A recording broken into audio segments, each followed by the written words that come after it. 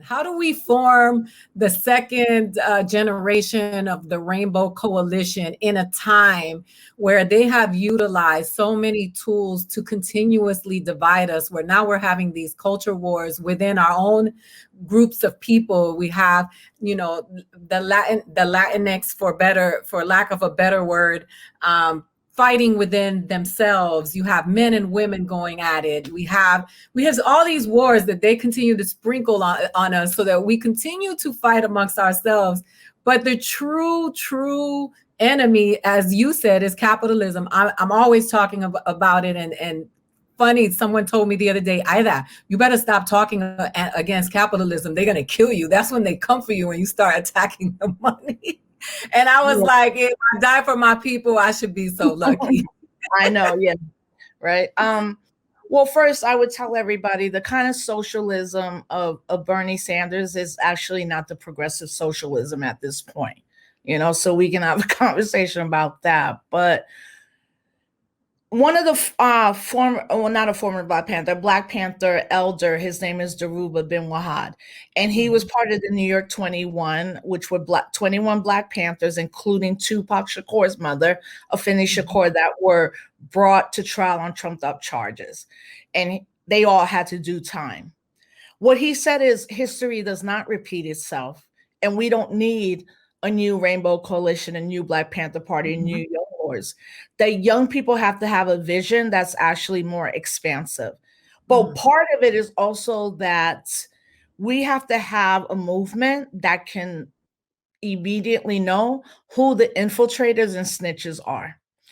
And the only way you end up knowing that is by being of an organization, but being trained to see that person that you're like, we're not talking about like guns up in here. What are you talking about? And for me, that experience was very visceral.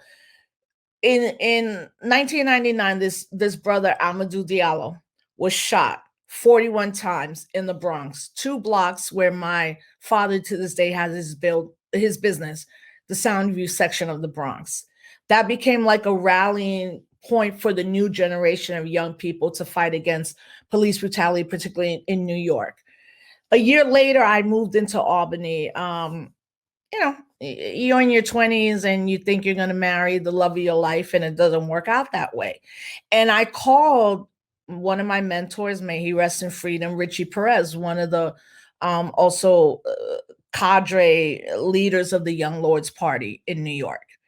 And I was like, yo, I got to get out of here. Like, the dude I thought I was going to marry just went and had a baby with another girl. Like, why am I here? I should have never left New York, all of this kind of stuff. And he was like, they just moved the Amadou Diallo trial from the Bronx to Albany because the district attorney, a Black man, was like, the cops won't get a fair trial and we can't argue our case. And he's Mhm. like, you're there right now to organize. And that's exactly what we did. Sorry for the bings. I don't know. I'm not good with FaceTime. I should have turned it off. And I was like, all right. And we created the Capital Region Justice for Diallo Committee. And the minute the trial came here, we were there every day with different organizations from every stripe, race, ethnicity, and all that. And those cops walked out. And I was there when 28 no guilties were announced.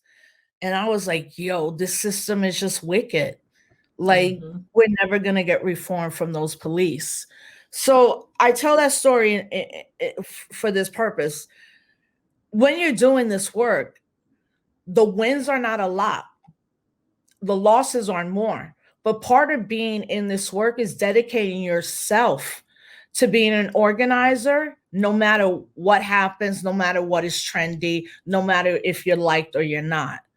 So those are the things that I have tried to follow, like around my ethics and stuff.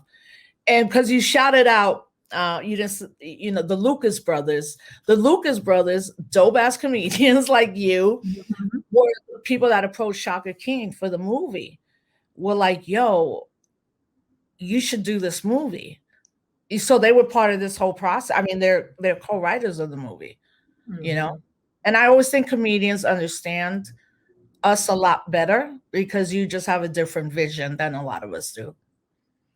Well, what I've always known from a young age, when people say, "Wow, you can be political," and I was like, I think being born black or brown is being political at the door, right? Because I we are, agree.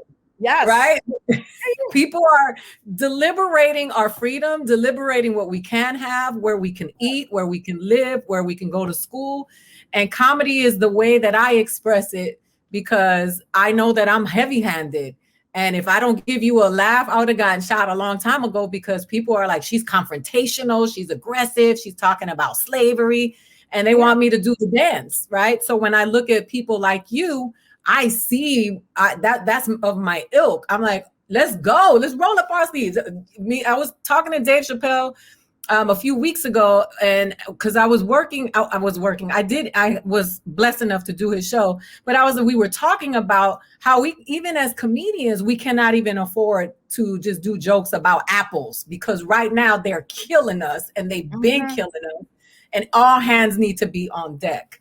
So can I shout out? Some course. people won't like that I'm shouting out David Chappelle. I think he has made a couple problematic statements around LGBTQ people and, transphobic and homophobic. I also think that he has listened.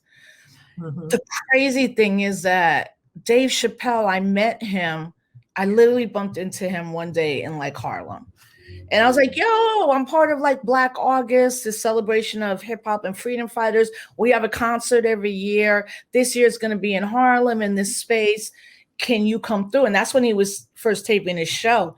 And he's like, I'll try, but my schedule's tight. And then like we're doing the show. It's incredible. 1,000 people. And I'm downstairs. And one of the brothers who was like, guarding the door was like, yo, do you know somebody named Dave Chappelle? I was like, wait, Dave Chappelle is here? And I'm like, no, let him in. And he was there. And he went on the stage and he was like, listen, all I know is we don't just need Black August. We need Black people. Like every day is Black People Day. And from that, and also seeing his relationship to other, particularly organizers and hip hop artists, and also seeing his relationship to comedy.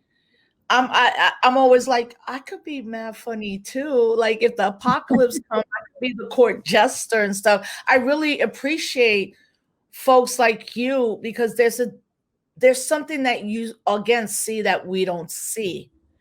I'm not trying to just like big him up. What I'm saying is that there comes a moment in people's lives where you got to decide, what are you fighting for? We're all living in a capitalist system. I'm going to buy coffee 2 hours from here, $3. I'm going to try to give it to a bodega for sure. But I'm still participating because that's the system we live under. And unless we find a new economic way of equity, and that's based in human rights, everything will always be a byproduct of the state and capitalism. And we're seeing right now with COVID, every country that's, quote, industrialized has been paying people to stay home. There are 25 million people that could lose their housing in a month. 5 million women have had to leave the workforce, and we still don't have health care for all. It's a disgrace. Don't call yourself the greatest nation in the world when there are 17 million children tonight that are not going to eat. It's disgraceful. And we all need to use our platform to talk about that disgrace and why someone like AOC not only deserves our protection, she deserves full envelopment of love and what she's doing there. Because when those white supremacists and white nationalists went in, they don't want to tell us that AOC was the third person. Mike Pence, Nancy Pelosi, and AOC. AOC raised $6 million for Texas, while Ted Cruz, a quote Latino, went to Mexico. Say that. What? It's funny because people like to tell comedians to just stick to jokes and to shut up, Yeah. that we are not being true comedians. But they lauded and they praised George Carlin for making social and political statements because racism transcends it all. And when we talk about white supremacy, comedians and entertainers are not exempt from the realities of that. No matter if there are some who are rich and make it to a certain level, we are still confronted constantly with white supremacy. And a woman like me who claims my blackness, I get it from all sides because I have to deal with the sexism, the racism, the ageism. It's all in my face constantly. And people are always telling me to shut up and just be funny. Basically, dance. We want to see you dance, Yeah. So I get angry because I'm like, now I'm really coming for him.